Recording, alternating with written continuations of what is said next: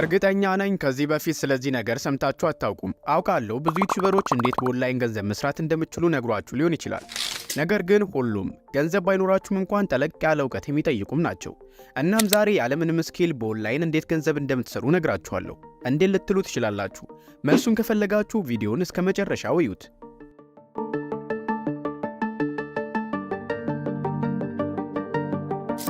የመጀመሪያውና ወሳኙ ስቴፕ ዌብሳይቶችን መፈለግ ነው። ማለትም ስራችሁን ሊያሰሯችሁ የሚችሉ ክላይንቶችን የምትፈልጉበትም ማለት ነው። ብዙዎቻችሁ እንደምታውቁት ልክ እንደ አፕወርክና ፋይቨር ማለት ነው።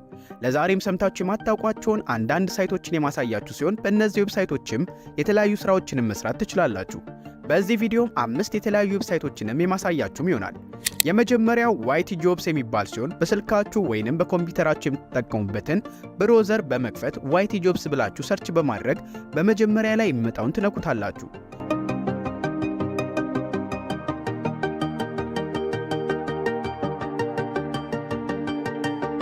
እሺ እንደምትመለከቱት እንዲህ አይነት ፔጅ ከፍቶልናል። በጣም ብዙ የዩቲዩብ ስራዎችንም በዚህ ዌብሳይት ማግኘት ትችላላችሁ። በዚህ ዌብሳይትም በጣም ታዋቂ ዩቲዩበሮች ሳይቀሩ ስራ የሚያሰሩበት ዌብሳይትም ነው። እንደምትመለከቱት ስራዎችን ለማሰራት ወይንም መስራትም ትችላላችሁ። ወደ ታች ደግሞ ወረድ ስትሉ ለምሳሌ እንደ ታምኔል ዲዛይን፣ ቪዲዮ ኤዲት እና ስክሪፕት ራይቲንግ የመሳሰሉ ስራዎችን ማግኘት ትችላላችሁ።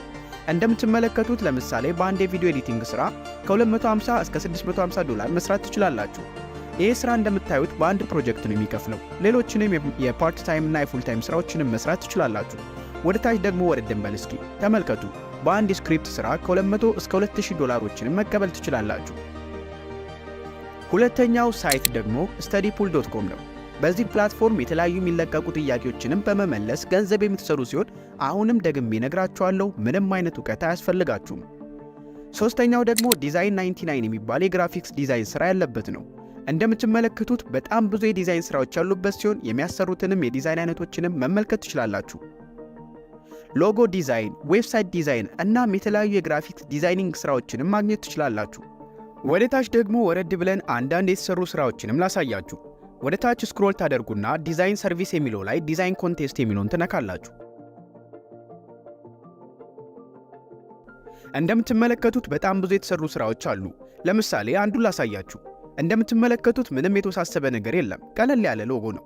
እንግዲህ ይህን በመስራት ያገኘው $299 ነው። አሁን ላይ ያልተሰሩ ስራዎችንም ከፈለጋችሁ ደግሞ ሾፕ ሊተር የሚለውን ነክታችሁ ከታች በኩል ፊኒሽድ ላይ ያለውንም ወደ ኦፕን አዙሩት። አሁን ወደ ታች ስክሮል ስታደርጉ አሁን ላይ ያልተሰሩ ስራዎችን ማግኘት ትችላላችሁ። በግራ በኩል ደግሞ ስንት ሰዓት እንደቀረው ማየት ትችላላችሁ።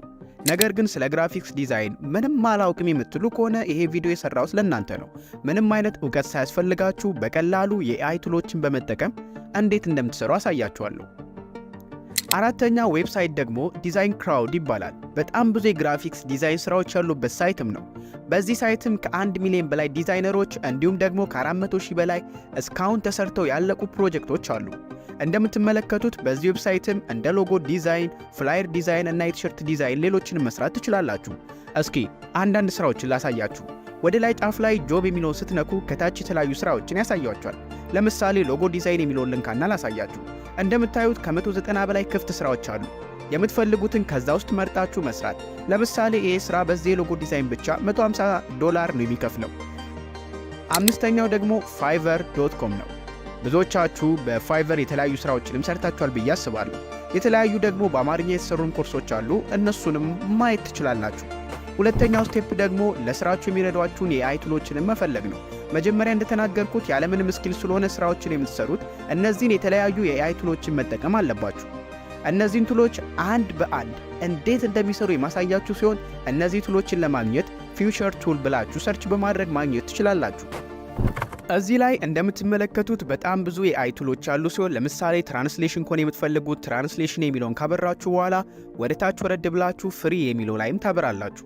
ከዛ ወደ ታች ወረድ ብላችሁ የመጡትን ማየት ነው። እንደምትመለከቱት በጣም ብዙ ነው የመጣው። አንዱ ላይ ክሊክ ላድርግና ላሳያችሁ። እሺ ከዛ በኋላ ቪዚት የሚለውን ተነካላችሁ። እንደምትመለከቱት የተለያዩ ቋንቋ ድምጾችን ወደ ፈለጋችሁት ቋንቋ መቀየርም ትችላላችሁ። ሌሎችንም የምትፈልጉትን ቱል ሰርች አድርጋችሁ ማግኘት ትችላላችሁ። ለምሳሌ በስራ ላሳያችሁ። ቀደም ካሳያችሁ የፍሪላንስ ዌብሳይቶች መካከል ዋይቲ ጆብ ላይ ስክሪፕት ስራ አግኝቻለሁ እንበልና እንዴት እንደምንሰራ አሳያችኋለሁ። ወደ ፊቸር ቱል ከሄዳችሁ በኋላ ሰርች ባሩ ላይ ዩቲዩብ ስክሪፕት ብላችሁ ሰርች ታደርጋላችሁ። ከዛ በኋላ ወደ ታች ወረድ ስትሉ ብዙ ሳይቶች ይመጡላችኋል። ከዛ ውስጥም እኔ ዛሬ ስለ ትዊፕ ኤአይ ላሳያችሁ። አንድ ጊዜ ክሊክ ካደረጋችሁ በኋላ ቪዚት ትዊፕ የሚለውን ተነካላችሁ። ከዛ በኋላ ጌት ስታርት ፍሪ የሚለውን ነክታችሁ ፍሪ አካውንትም ትከፍታላችሁ።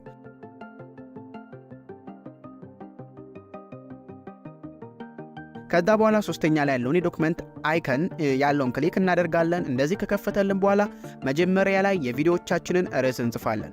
ለምሳሌ እኔ ቶፕ 10 ዴንጀረስ ሃከርስ ኢን ዘ ወርልድ የሚለውን ታይትል ልጠቀም። ከዛ በኋላ ታይትል ላይ ከጻፋችሁ በኋላ ወደ ታች ዲስክሪፕሽን የሚለው ላይ ለቪዲዮ ያዘጋጃችሁት ካለ እሱን፣ ከሌለ ደግሞ ቻትጂፒቲ ተጠቅማችሁ ዲስክሪፕሽን ማግኘት ትችላላችሁ። ከዛ በኋላ ወደ ትዊፕ ላይ ሄዳችሁ ዲስክሪፕሽን ላይ ፔስት ታደርጋላችሁ። ከዛ በኋላ ክሬት ስክሪፕት የሚለውን አንድ ጊዜ ክሊክ ታደርጋላችሁ። ከዛ በኋላ ኮንቲኒው ክሬቲንግ የሚለውን እየነካችሁ ትጨርሳላችሁ። ከጨረሳችሁ በኋላ ጫፍ ላይ ያለውን ዳውንሎድ የሚለውን በመንካት ማውረድም ትችላላችሁ። ከዛ በኋላ ቋንቋውን ወደ አማርኛ ለመቀየር ቴሌግራም ትገቡና ኤኤም ትራንስሌሽን ቦት ብላችሁ ሰርች በማድረግ አንደኛ ላይ የምታገኙትን ቦት በመጠቀም ቴክስቱን ኮፒ በማድረግ ወደ አማርኛ በመቀየር በቀላሉ ስክሪፕት መስራት ትችላላችሁ። ነገር ግን እንድታስቡ የምፈልገው ነገር ይሄ ስክሪፕት በሙሉ ኤዲት ተደርጎ ያለቀ ስላይደለ በትንሹ ኤዲት ማድረግ ይጠበቅባቸዋል። ምክንያቱም ከእንግሊዝ ወደ አማርኛ ስትቀይሩ አንዳንድ ወርዶችን ብሎም ጾታዎችን ሊሳሳት ይችላል። ነገር ግን ለውጪ ክላይንት ከሆነ የምትሰሩት ምንም ኤዲት ማድረግ አይጠበቅባችሁም። ሁለተኛው ደግሞ ኤዲት አድርጋችሁ የተለያዩ የሎጎ ዲዛይን እንደምትሰሩ አሳያችኋለሁ። ቅድም ያሳያችሁ ሳይት ላይ አንድ የሎጎ ስራ እየሰራው ላሳያችሁ። እንደምታዩት እዚህ ጋር አንድ ስራ አለ፣ እሱን እየሰራው ላሳያችሁ። ፊውቸር ቱል ላይ ገብታችሁ ሎጎ ዲዛይን ብላችሁ ሰርች ታደርጋላችሁ። ለምሳሌ እዚህ መጀመሪያ ላይ መጣውን ላሳያችሁ። አንድ ጊዜ ከነካችሁት በኋላ ቪዚት የሚለውን ትጫኑታላችሁ። ከዚህ በኋላ እንደምታዩት ኢንተር ዩር ቢዝነስ ኔም የሚለው ጋር የምትሰሩትን የሎጎ ስም ታስገባላችሁ። እኔ የምሰራው የዚህን ነው። ስለዚህ ትገቡና ፔስት ማድረግ ነው። እንደምታዩት በጣም ብዙ አምጥቶልኛል። ከነዚህ ውስጥ የምትፈልጉትን መርጣችሁ ጌት ዩር ሎጎ የሚለውን ትነካላችሁ። ከዛ ኢሜል ስታስገቡ ሎጎአችሁን ይከፍታል። ከዛ የመጣላችሁ ሎጎ ከስተማይዝ ማድረግ ትችላላችሁ። ካልፈለጋችሁ ደግሞ ሎጎ ፋይል የሚለውን ነክታችሁ ይበልጥ የሚያምረውን መምረጥ ትችላላችሁ። እኔ ይበልጥ እንዲያምርልኝ ኮርፖሬት ከለር የሚለውን መርጬ ሎጎ ብቻ ያለውን እነካዋለሁ። ከዛ በኋላ ፍሪ ስላይደለ ስክሪንሾት አድርጋችሁ ማውረድም ትችላላችሁ። ሁለተኛው ሎጎ የምሰራበት ሳይት ደግሞ ሎጎ ፖኒ ሲሆን ያው እሱንም እንደቀድሙ ከከፈትን በኋላ የሎጎ ስም በማስገባት ጀነሬት ሎጎ የሚለውን ትነካላችሁ። ከዛ በኋላ የምትፈልጉትን የሎጎ ስታይል ትመርጣላችሁ። ግን ቢዝነስ ብራንዲንግ የሚለውን ብትመርጡ በጣም አሪፍ ነው። ከዛ በኋላ የምትፈልጉት የአይከን አይነት ትመርጣላችሁ። እኔ የፈለግኩትን የሎጎ አይነቶችን መርጫለሁ። ከዛ በኋላ የምትፈልጉትን የሎጎ ከለር ትመርጣላችሁ። በቃ ቀላል ነው። ከዛ በኋላ የሚመጣውን ምንም ሳታደርጉት ጀነሬት ትላላችሁ። ከዛ በኋላ የምትፈልጉትን ትመርጣላችሁ። ደስ ካላላችሁ ደግሞ ክሬት ሞር ብላችሁ መርጣችሁ ክሊክ ታደርጋላችሁ። የምትፈልጉትን ነገር ኤዲት አድርጋችሁ ትጨርሳላችሁ። ከዛ በኋላ ሳይቱ በገንዘብ ስለሆነ የሚሰራው እንደ ቅድሙ ስክሪንሾት አድርጋችሁ ሴፍ ታደርጉታላችሁ።